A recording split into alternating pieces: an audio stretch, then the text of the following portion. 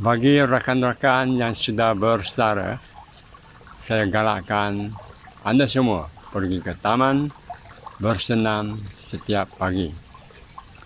Sekiranya anda tinggal di sekitar Selayang dan Kepong, bolehlah datang ke alam sekitar semula jadi seperti yang ada di Taman Botani Kepong. Ini tempat yang paling sesuai bagi kita melaksanakan senaman pagi. Udara yang bersih, suasana yang ceria. Kita semua akan hidup sihat dan sejahtera. Jangan duduk di rumah sahaja.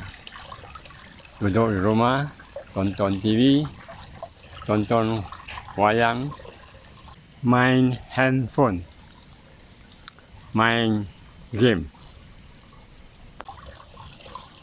Tidak bergerak, lama-lama mungkin kita akan dapat pelbagai penyakit.